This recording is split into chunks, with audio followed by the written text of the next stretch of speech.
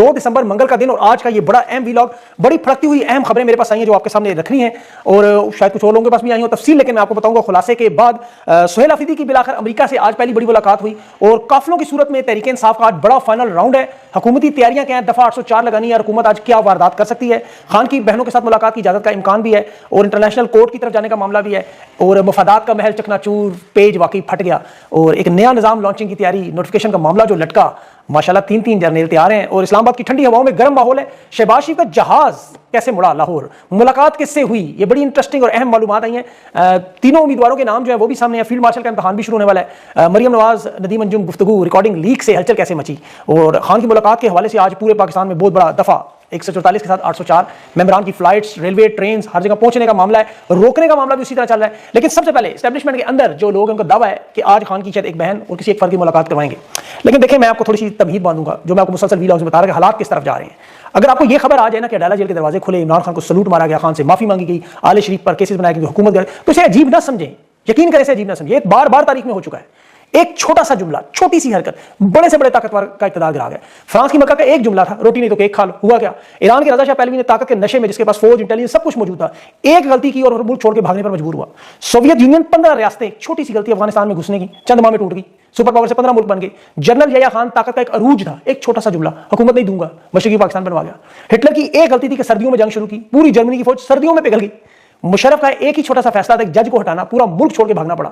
हुस्नी मुबारक की एक नौजवान की हलाकत से पूरी हुकूमत चली गई। नवाज शरीफ तो 3 मरतबा ऐसे छोटे फैसलों से वजारत उज़्मा भी और मुल्क से दरबदर भी हुआ। तो ये अल्लाह का कानून है। कुरान की एक आयत है ना कि एक चाल इंसान की, एक अल्लाह की, तो फिर अल्लाह की चालें तो ऐसी होती है, इंसान की समझ में तो नहीं आती। जो बज़ाहिर नहीं होता नजर आ रहा वो हो रहा होता है और ये दुनिया और इस्लाम की तारीख है।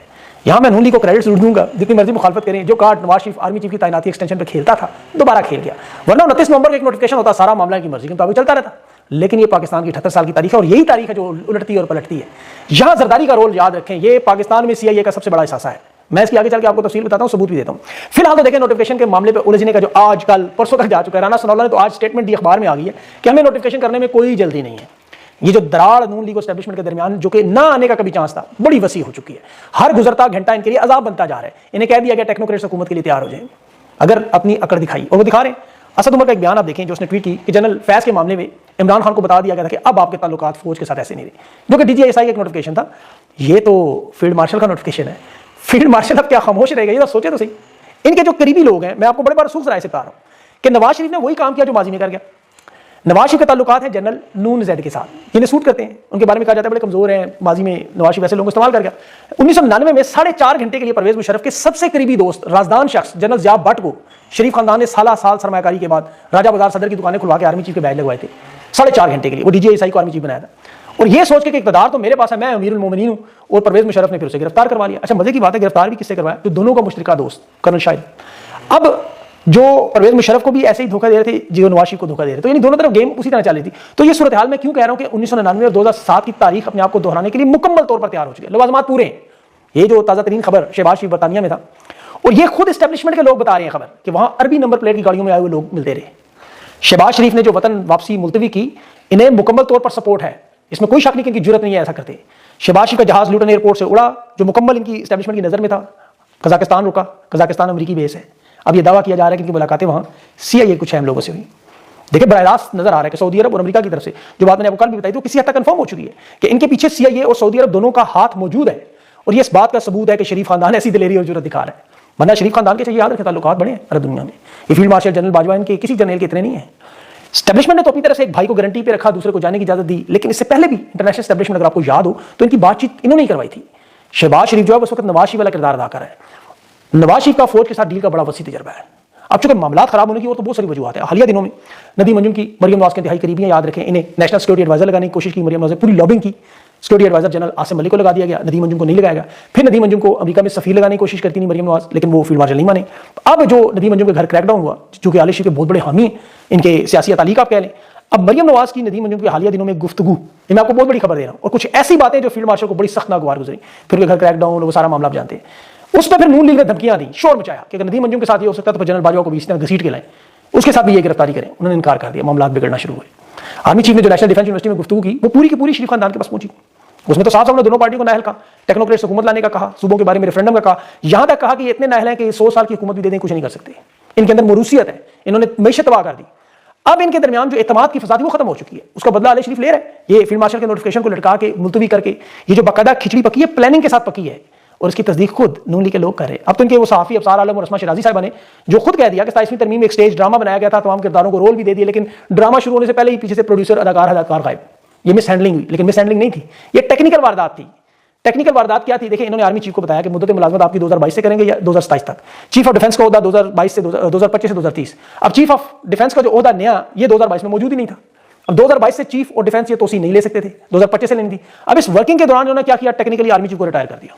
27वीं आईनी तरमीम जो कि 4 नौजवान बैरिस्टर्स ने फौज की आईनी टीम के साथ मिलकर बनाई, उसमें यहां फील्ड मार्शल ने देखे हिंदुस्तान की जंग के बाद गलती की, अपने आप को फील्ड मार्शल बना लिया, 5 स्टार जनरल। तो नून लीग के लिए रास्ता खुल गया कि 4 स्टार नीचे 2 दे खाली। अब 4 स्टार जनरल लगाने के लिए फील्ड मार्शल ने देखा ना, अंग्रेजी का एक मुहावरा, गलती की कि जो चीज टूटी ना हो उसे ठीक ना करें, don't fix something which is not broken. अब जुल्फिकार अली भुट्टो ने 1977 के इंतखाबात में यही गलती की थी। वो वैसे ही वज़ीर-ए-आज़म बन जाता, जीत जाता, लेकिन 2/3 अक्सरियत के लालच में धांधली करके सारा तबाह कर गया काम। फील्ड मार्शल ने भी यही किया। भाई आर्मी चीफ तो वैसे ही ताकत का मरकज है, इतनी ज्यादा ताकत इकट्ठी करनी, तायात इस्तिस्ना फील्ड मार्शल, और नीचे 2 ओहदे खाली करवा दी।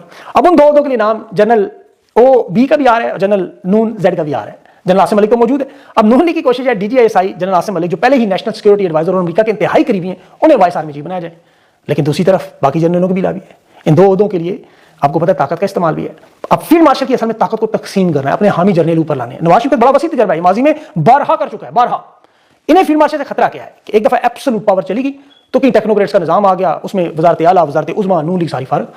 फिर सदर बनने के बाद रेफरेंडम, अभी जो नेशनल डिफेंस यूनिवर्सिटी में बात हुई सूबों के मतलब कि रेफरेंडम करवाना चाहिए, ये याद रखें हर सदर का पसंदीदा अमल है रेफरेंडम।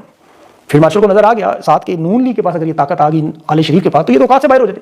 सादा अक्सरियत आई तो ये हाल है, 2/3 आती, अभी तो 2/3 पीपल्स पार्टी की है ना इनके साथ। अगर ये सारी नशिस्तें नून लीग की होती तो उन्होंने गिरबान पकड़ लेना था। वो पीर पगाड़ा ने इनके बारे में कहा था कि ये ताकत में हो तो गिरबान पकड़ते हैं, कमजोर हो तो पकड़ लेते हैं घुटने। उसमें आप ख्वाजा आसिफ की ट्वीट, नवाज शरीफ की तकरीर, शहबाज शरीफ का तर्ज अमल, नोटिफिकेशन जारी न करना, ये सारा तसलसल है। फिर शरीफ खानदान को बैरूनी हमायत जो मिली, हामी जर्नलों से अंदर हमायत मिली, और सबसे बढ़कर सदर जरदारी CIA का पाकिस्तान में असासा। मैं उसका आपको सबूत देता हूं। आप मोहतरमा बेनजीर भुट्टो की वतन वापसी से आखिरी तकरीर ढूंढे, मिल जाएगी आपको। उस तकरीर में मोहतरमा ने जब वो खत्म करके तकरीर चली गई, फिर वापस आई और आके कहा कि जरदारी का पाकिस्तान की सियासत में कोई किरदार नहीं होगा। फिर मोहतरमा पाकिस्तान आई, सानिया कारसाज, और फिर उन्हें शहादत हुई, आसिफ जरदारी सदर पाकिस्तान बना। फिर वो Ahmedabad operation, drone attack, CIA की बेसिस, सारा आपको याद होगा। इसलिए इसे मत भूलें। शरीफ खानदान जो किरदार अदा कर रहा है सऊदी अरब से इनके ताल्लुकात, और उसमें याद रखें दिफाई मुआहदे में आर्मी चीफ को ताकत मिली थी जो इसराइल के खिलाफ था। अब सऊदी अरब को फौजी इत्तेहाद की जरूरत नहीं है, उनके अमेरिका और बरतानिया के साथ मुआहदे हो चुके हैं। इसलिए ये जो 2 ओहदे, वाइस आर्मी चीफ और वो न्यूक्लियर कमांड स्ट्रेटेजिक चीफ का जो ओहदा है, जिनके पास एटम बम का बटन, अब अमेरिका बरतानिया की नजर तो उस जर्नल पे या वाइस चीफ पे, जैसे कैनी 2। अब आसिम मलिक साहब, उमर बुहारी साहब, ये कोई भी डिमांड रख रहे हो, ये कई जर्नल जो है। अभी आपको एक बात बताऊं कि नजूमियों से बाकायदा पूछा जा रहा है कि क्या मेरा नाम भी आर्मी चीफ के लिए है या नहीं। मैं उसकी तफसील में नहीं जाता कि वो फिर सोर्स का नाम आया है। इसमें बड़े अहम मामला है। मैं एक अहम वफाकी वजीर से मैंने पूछा नून लीग के, तो उसने कहा मैं तो 29 तारीख के नोटिफिकेशन पर शायद जीत गया हूं, ये नोटिफिकेशन नहीं होगा, मुझे पता था नहीं होगा।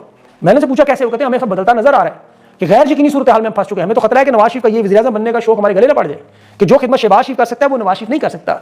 अब एस्टेब्लिशमेंट के बारे में ये कहा जा रहा है कि रिवर्स इंजीनियरिंग शुरू होने वाली है। कहां से शुरू होगी, किस तरह होगी, ये तो ज़ाहिर इंजीनियर ही जानता है। लेकिन इसमें जो सबसे अहम खबर है, और देखिए मेरी ख्वाहिश है कि आप इस पर तवज्जो दें, अल्लाह करे ये गलत हो, मेरी ये ख्वाहिश है कि ये बड़ी वारदात करेंगे, ये खुदा न खासा सोहेल अफरीदी के बारे में भी हो सकती है, और ये ऐसा कुछ मुमकिन है ये आज कोई ना कोई गेम खेलेंगे, क्योंकि अब हालात इनके कंट्रोल से निकल रहे हैं और घबराहट में, बोखलाहट में कुछ करना चाहिए। खान की मुलाकात का मामला देखिए बड़ा अहम है, इसमें कोई शक नहीं। एस्टैब्लिशमेंट तैयार है मुलाकात के लिए, अब नून लीग की हुकूमत नहीं होने दे रही।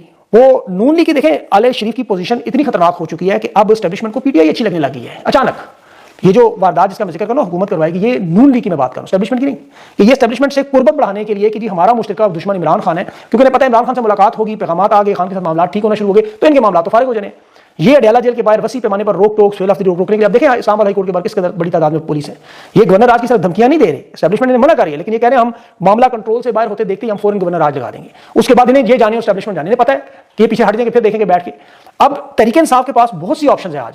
खान की देखें मुलाकातें, वो तो इंटरनेशनल कोर्ट ऑफ जस्टिस के जरिए भी फैमिली जा सकती है।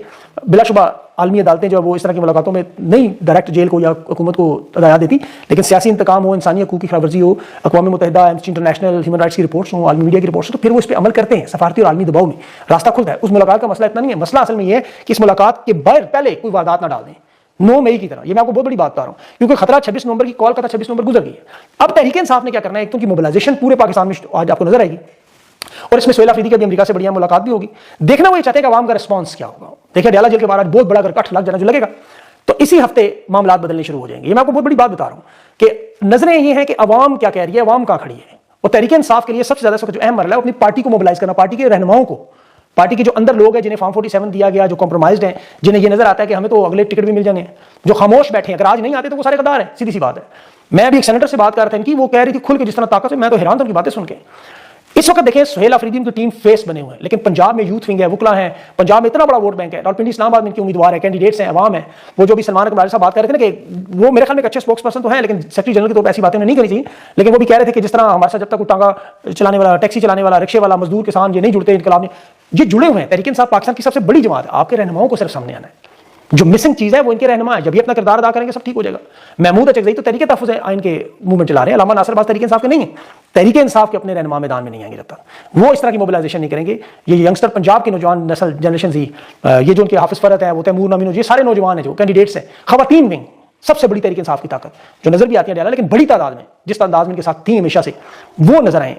तो मैं कहता हूं ये मामला बड़ी जल्दी आपको हल होता हुआ नजर आएगा। ये जो जिस तरह बाजी में देखे ना इमरान खान का बयानिया, वो सनम जावेद ने उठाया हुआ था, उसे जो मर्जी कहे, वो तो 5 साल की जेल चली गई ना, अब और कोई आए इस तरह का बयानिया उठाए, खैबर पख्तूनख्वा के लोग जिस तरह उठाते हैं, इसी तरह तहरीक इंसाफ के जो काफिले आ रहे हैं, पिंडी इस्लामाबाद में खान का राज नजर आ रहा है, ये पुलिस इतनी बड़ी तादाद में, ये लीडरशिप अगर फ्रंट पे लेके चलेगी पुरअमन अंदाज में, दफा 144 को 804 में बदलें, सिचुएशन बड़ी आइडियल है। यकीन करें दीवारें गिरती हैं, दिन में बिल्कुल दरारें इतनी पड़ चुकी हैं कि एक धक्के की मौत आ जाए इस वक्त इन्हें, लेकिन अपनी सियासत बड़ी टेक्निकल पुरअमन करनी होगी, बहुत पुरअमन, क्योंकि नून लीग और हुकूमत की कोशिश होगी कोई ना कोई वारदात करें, उस पूरे निजाम को लपेट दें, और मुझे लगता है अगर वारदात की तो इस निजाम में नून लीग फारिग हो जाएगी अब, क्योंकि ये निजाम में अब इनकी हुकूमत नहीं रहेगी, ये कंफर्म हो चुका है। पाकिस्तानियों को तो सोचना है, देखिए खुले हुए गटरों में मरना है आपने, प्रोटोकॉल गाड़ियों के नीचे आके मरना है, पुलिस मुकाबलों में आप मावराए अदालत मारे जाना है, कभी अद्वियात ना होने, कभी डॉक्टर ना मिलने, कभी दहशतगर्दी, कभी भूख इफ्लास, कभी सैलाब, कभी जल्जले, या जिंदा होने का सबूत देना। देखिए लोगों ने वैसे भी मर जाना है, मैंने भी और आपने भी, कुछ किए बगैर भी, लेकिन ये पड़ोस ममालिक आपके सामने पुरअमन अंदाज में अपने जमहूरी जदोजहद जरूर करें, तहरीक इंसाफ की सियासत को देखें और अल्लाह से दुआ करें, अल्लाह से दुआ करें, अल्लाह ताला वो निजाम बदलने की, आपको तो कुन उसके मुंह से कुन, बस खत्म। अपना ख्याल रखें, मुझे अगली वीडियो के लिए इजाजत दें, अल्लाह हाफिज़।